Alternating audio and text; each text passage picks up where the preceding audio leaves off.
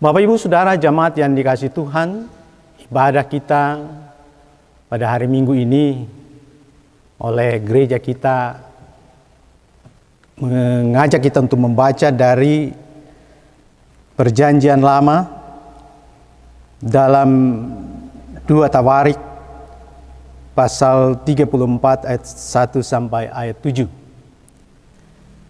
2 Tawarik pasal 34 ayat 1 sampai ayatnya yang ke-7. Firman Tuhan berkata, Yosia berumur 8 tahun pada waktu ia menjadi raja dan 31 tahun lamanya ia memerintah di Yerusalem. Ia melakukan apa yang benar di mata Tuhan dan hidup seperti Daud bapa leluhurnya, dan tidak menyimpang ke kanan atau ke kiri. Pada tahun ke-8 dari pemerintahannya, ketika ia masih muda belia, ia mulai mencari Allah Daud, bapa leluhurnya, dan pada tahun ke-12 ia mulai mentahirkan Yehuda dan Yerusalem daripada bukit-bukit pengorbanan, tiang-tiang berhala, patung-patung pahatan dan patung-patung tuangan. Mesbah-mesbah Baal dirobohkan di hadapannya. Ia menghancurkan pedupaan-pedupaan yang ada di atasnya. Ia meremukan dan menghancurkan tiang-tiang berhala, patung-patung pahatan dan patung-patung tuangan, dan menghamburkannya ke atas kuburan orang-orang yang mempersembahkan korban kepada berhala itu. Tulang-tulang pada para imam dibakarnya di atas mesbah-mesbah mereka. Demikianlah ia mentahirkan Yehuda dan Yerusalem, juga di kota-kota Manasye, Efraim, dan Simeon, sampai di kota-kota Naftali yang di mana-mana telah menjadi reruntuhan. Ia merobohkan segala mesbah dan tiang berhala, meremukan segala patung pahatan serta menghancurkannya dan menghancurkan semua pendupaan di seluruh tanah Israel. Sesudah itu ia kembali ke Yerusalem. Demikian bacaan firman Tuhan kita pada saat ini. Shalom, damai di hati. Jemaat yang dikasihi Tuhan, bersyukur kita karena sampai hari ini diberi kesempatan untuk beribadah kepada Tuhan meski masih dalam situasi sulit dan terbatas karena pandemi COVID-19. Sampai hari ini jika dihitung dari surat Badan Pekerja Majelis Sinode tanggal 20 Maret 2020, di mana pelaksanaan ibadah perayaan Minggu kelima Sengsara Tuhan Yesus pada tanggal 22 Maret harus dilaksanakan di rumah.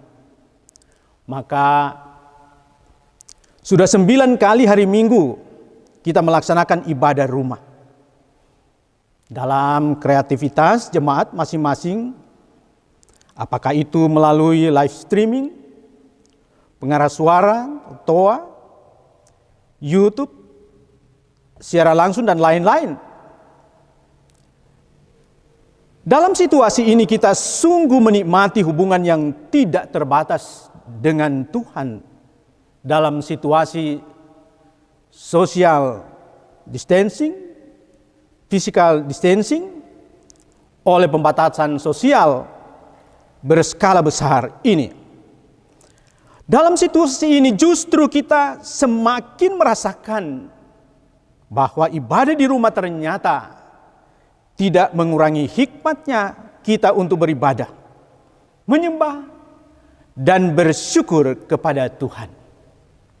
Saudara jemaat yang dikasihi Tuhan, yang pasti kita semua sudah merindukan untuk ada persekutuan ibadah yang normal dalam gedung gereja. Kita sudah sangat merindukan untuk beraktivitas normal dan tidak terbatas bekerja, belajar, dan beribadah di rumah saja. Pertanyaan bagi kita sekarang adalah, sampai kapan pandemi COVID-19 ini akan berlangsung dan dihadapi? Ada beberapa orang mencoba menjawab dengan standar perhitungan tertentu, bahwa mungkin sampai bulan Juni, bulan Juli, bulan Agustus, bahkan mungkin akhir tahun 2020. Kita tidak tahu. Tidak ada jawaban yang pasti. Semua jawaban hanya bersifat prediksi. Ya, memang kita tidak dapat memprediksi. Karena masalah pandemi COVID-19 adalah di luar jangkauan berpikir manusia. Kita hanya dapat menjawab permasalahan ini dengan iman dan tindakan. Apa itu iman? Iman adalah percaya. Iman adalah karunia Allah yang dikerjakan di dalam hati oleh Roh Kudus, yang menghidupkan dan memandu semua kehidupan kita menuju suatu tujuan. Apa itu tindakan? Tindakan adalah perilaku yang dimiliki oleh orang percaya dalam melakukan apa yang diimaninya. Rasul Yakobus mengatakan bahwa iman yang tidak disertai dengan perbuatan, maka iman itu pada hakikatnya mati. Yakobus 2 ayat 14-24. Karena itu, menghadapi situasi pandemi COVID-19 ini, Gemim dalam bagian hidup berjalan bersama mengajak untuk melihat dari bagaimana iman dan tindakan pembaharuan Yosia dalam 2 Tawarik pasal 34 ayat 1-7.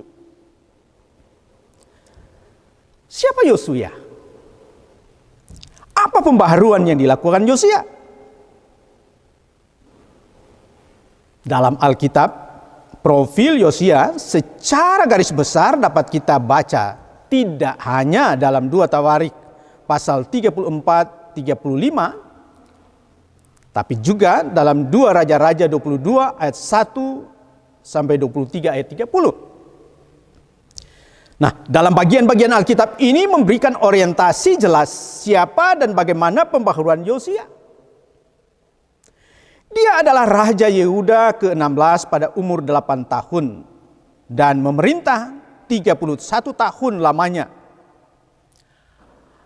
Anak dari Raja Amon dan cucu dari Raja Manasye. Yang kedua raja ini sama-sama melakukan kejahatan dan menyakiti hati Allah. Dalam 2 Raja-Raja 21, tapi juga dalam 2 Tawarik pasal 33. Jadi, masa kecilnya diliputi bentuk praktek kehidupan kejahatan ayah dan kakeknya yang menyembah Baal, melakukan perbuatan keji, meramal, memanggil arwah, menyembah patung Asyera, membunuh orang-orang yang tidak bersalah.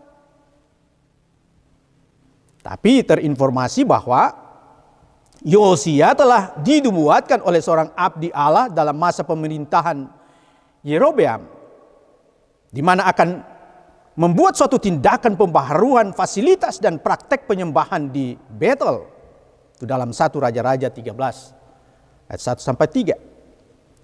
Saudara jemaat yang dikasihi Tuhan, penulis Tawarik menegaskan bahwa Yosia adalah seorang yang sudah membuat suatu perubahan radikal dalam hal keyakinan dengan menempatkannya sebagai seorang yang sangat taat kepada Allah dan melakukan hal yang benar.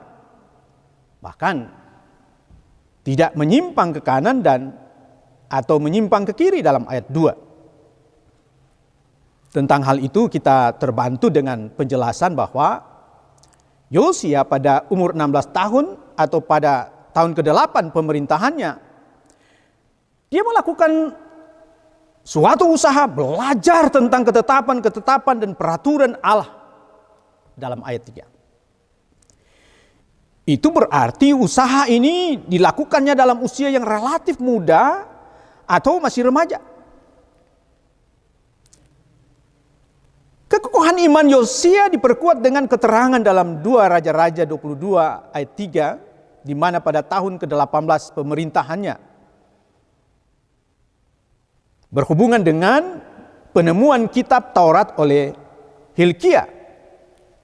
Bagian ini jelas bahwa iman dari Yosia telah bertumbuh dari keinginan untuk belajar dan berkomitmen untuk tetap setia kepada Tuhan. Dan iman inilah yang telah mendorong Yosia melakukan tindakan restorasi fasilitas-fasilitas penyembahan.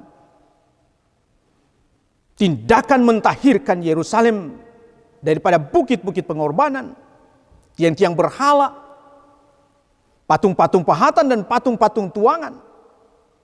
Mesbah para Baal dirobohkan di hadapannya. Yosia menghancurkan pedupan-pedupan yang ada di atasnya, meremukkan dan mengencur-lulukan tiang-tiang berhala, patung-patung pahatan, patung-patung tuangan,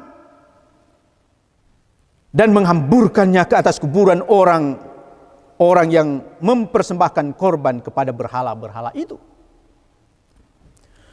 Tulang-tulang para imam dibakar di atas mesbah-mesbah mereka, seperti yang diurai dalam ayat 4 sampai 5. Yosia juga telah merobohkan segala mesbah dan tiang berhala, merembukan segala patung pahatan, serta menghancur-lulukan semua pendupaan di seluruh tanah Israel, di kota-kota Manasye, Efraim, dan Simeon, sampai di kota-kota Naftali seperti dalam ayat 6 dan 7.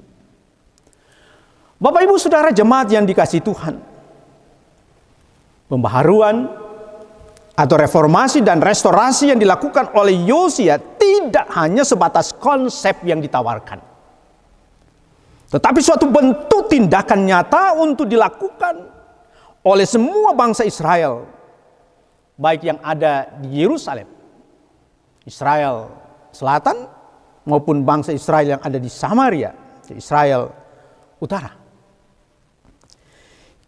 Kita yakin bahwa Yosia telah melakukan oleh suatu dorongan iman yang kuat sebagai seorang raja dalam pelaksanaan pembaharuan ini. Dia tidak segan-segan memakai kekuatan politiknya untuk suatu perubahan atau reformasi iman dan restorasi fasilitas publik untuk suatu keselamatan dan kesejahteraan. Jemaat Tuhan, dalam konteks kini, gereja harus belajar dari bagaimana suatu komitmen iman yang berbuah pada suatu tindakan dalam bentuk perubahan atau reformasi. Situasi pandemi COVID-19 adalah suatu peringatan bahwa kita tidak sepi dari berbagai kesalahan dan dosa, baik itu pikiran, perkataan, maupun perbuatan. Keadaan ini adalah bagian ujian bagaimana ketaatan kita kepada Tuhan. Sebagai pemerintah, sebagai gereja, sebagai pemimpin-pemimpin, kita harus mengoreksi diri. Jangan-jangan ada kebijakan-kebijakan yang tidak sejalan dengan kehendak Tuhan. Kita diajar untuk lebih bijak dalam menentukan suatu kebijakan dan sungguh-sungguh mencari kehendak Tuhan, bukan mengedepankan kehendak kita sebagai manusia. Kita juga harus terbuka jika ada kebijakan-kebijakan yang salah. tapi juga tentu menjadi ajakan untuk sungguh-sungguh melakukan pengakuan dosa secara totalitas. Kita telah mengalami kesulitan hidup dari dampak pandemi COVID-19 ini, baik secara sosial keagamaan, di mana kita tidak dapat melakukan aktivitas bergereja sebagaimana biasanya. Jemaat-jemaat tidak lagi mendapatkan pelayanan langsung oleh seorang syamas, seorang penatua, guru agama, dan pendeta, sebagaimana biasanya. Yang dapat bertemu langsung, tetapi sekarang hanya melalui telepon, WA, video call, dan lain-lain. Kita semakin mengalami kesulitan ekonomi oleh karena kehilangan pekerjaan, pendapatan melalui usaha yang tidak sesuai dengan harapan. Kita diancam oleh kekhawatiran dan ketakutan terpapar oleh wabah COVID-19. Belum lagi bentuk-bentuk penolakan oleh keluarga, masyarakat, bagi orang-orang yang berstatus ODP, PDP, apalagi yang positif terjangkit COVID-19. Dan masih banyak penderitaan dan sengsara yang menjadi dampak pandemi COVID-19. Masalah-masalah lain dalam kehidupan pribadi maupun keluarga. Jika ini suatu kesengsaraan, ingatlah pesan Rasul ini. Dan bukan hanya itu saja, kita malah berbegah juga dalam kesengsaraan kita. Karena kita tahu bahwa kesengsaraan itu menimbulkan ketekunan. Dan ketekunan menimbulkan tahan uji. Dan tahan uji menimbulkan pengharapan. Dan pengharapan tidak mengecewakan karena kasih Allah telah dicurahkan di dalam hati kita oleh Roh Kudus yang telah dikaruniakan kepada kita. Dalam Roma pasal 5 ayat 3 sampai 5. Tetapi juga masih dalam nasihat Rasul Paulus dalam Roma pasal 8 ayat 37 berkata, tetapi dalam semuanya itu kita lebih daripada orang-orang yang menang oleh Dia yang telah mengasihi kita.